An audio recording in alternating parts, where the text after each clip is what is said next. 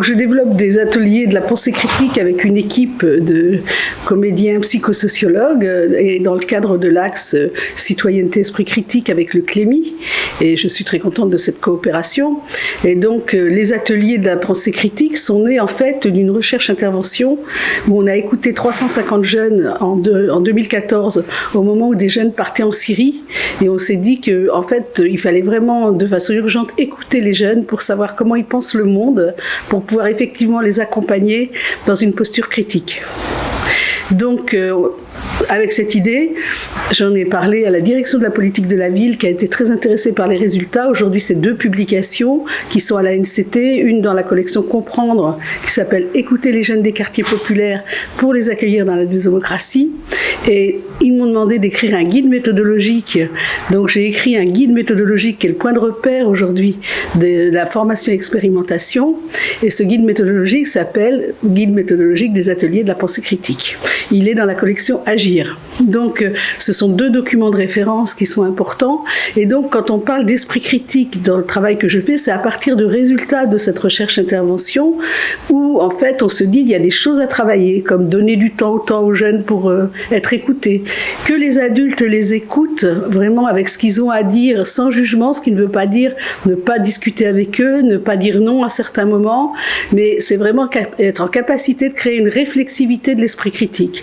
Mais c'est vrai que mon souci, c'était pas seulement les jeunes, c'est surtout en fait les adultes en particulier et aussi les professionnels, parce que de fait aujourd'hui ils sont confrontés à des situations difficiles de sidération où ils savent pas trop comment répondre aux jeunes, ou alors les jeunes ne leur parlent pas. Donc cette question de l'interlocution jeunes, adolescents, adultes aujourd'hui n'a rien d'évident.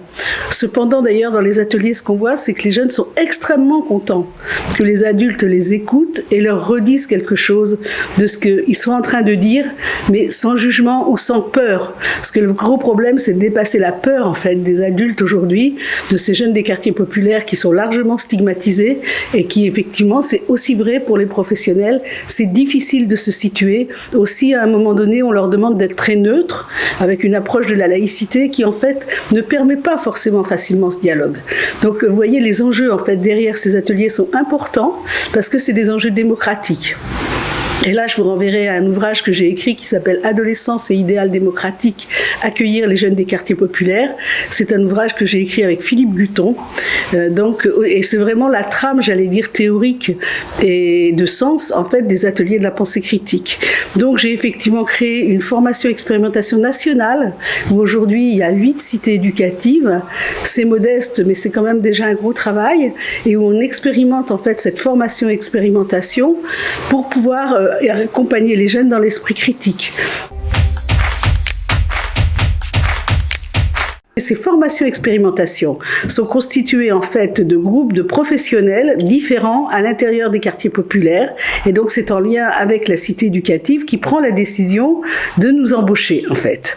Et donc on rend compte aussi de nos travaux dans les comités de suivi, mais ces groupes peuvent relier des professionnels très différents comme la police, l'école, le CPE, le prof de voilà, les animateurs, les éducateurs sportifs, la médiathèque, et donc c'est d'abord aussi un travail interprofessionnel en pensant que dans les quartiers et dans la politique de la ville, ce que nous avons beaucoup appris, c'est le partenariat partagé dans les quartiers populaires pour relier effectivement les enjeux de développement des territoires, et que c'est à cette condition-là qu'on peut aussi travailler avec les parents, avec la communauté de vie du quartier, c'est-à-dire tous les interlocuteurs du quartier. Donc c'est sûr que ces ateliers, ils n'ont pas fonction d'exister une fois. C'est pas une formation, c'est ouvrir un nouveau champ de travail dans les quartiers populaires avec des collectifs de professionnels qui puissent tenir cette question de l'esprit critique. Évidemment, je ne rêve que d'une chose, c'est que ça s'ouvre aux autres interlocuteurs des jeunes, c'est-à-dire les familles, mais aussi les responsables religieux parfois, mais aussi les responsables sportifs, aussi les leaders de jeunes des quartiers populaires.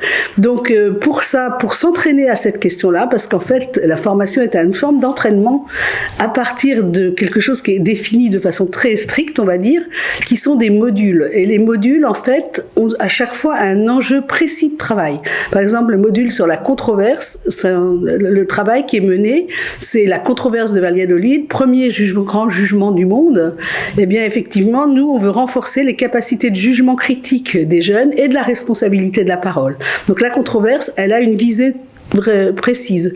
Le module sur la réassurance, il vient du fait qu'on a identifié que les jeunes étaient très insécurisés et donc on met en lien avec eux le rapport entre la peur et la réassurance. Et c'est aussi une façon de travailler avec les professionnels sur leur propre réassurance. Donc chaque module a vraiment une fonction. Il y en a 5. Il y a donc celui sur la controverse, celui sur les valeurs, celui sur la géopolitique. Et ça, c'est quelque chose, si vous lisez la première recherche qu'on a menée avec 350 jeunes sur quels sont les rapports, comment les jeunes se représentent le monde dans les rapports géopolitiques et l'avenir du monde.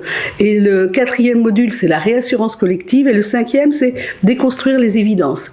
Les évidences sont très utilisées dans des approches complotistes. Et donc, comment on redonne en fait de la pensée complexe à la question des évidences. Donc, vous voyez, on est sur 5 sujets qui sont des sujets de poids, on va dire, pour lequel à chaque fois, il y a une scène de travail précise. Parce qu'en fait, on s'est aperçu que pour faire bien travailler les jeunes, il faut qu'il y ait des scènes projectives. C'est-à-dire qu'ils puissent projeter leur représentation en sécurité, écoutée par des adultes en sécurité, dans une forme de confidentialité. Donc en fait, c'est dans les ateliers, dans les expérimentations même avec les jeunes, on crée une scène spécifique de travail où ils vont pouvoir effectivement aborder le sujet en question. Par exemple, la controverse, très très rapidement. Un exemple de controverse, vous entendez du bruit dans votre cage d'escalier, vous montez ou vous montez pas. Il y a 6 jeunes pour, il y a 6 jeunes contre. Ils n'ont pas choisi et ils vont chercher des arguments comme s'ils étaient effectivement en train d'argumenter par rapport à une prise de décision grave. Et je me rappelle avoir fait ça avec des jeunes sous main de justice et à la fin, il y a un jeune qui dit « Mais madame, cet après-midi, on a fait les avocats ». Je dois dire que j'étais très contente.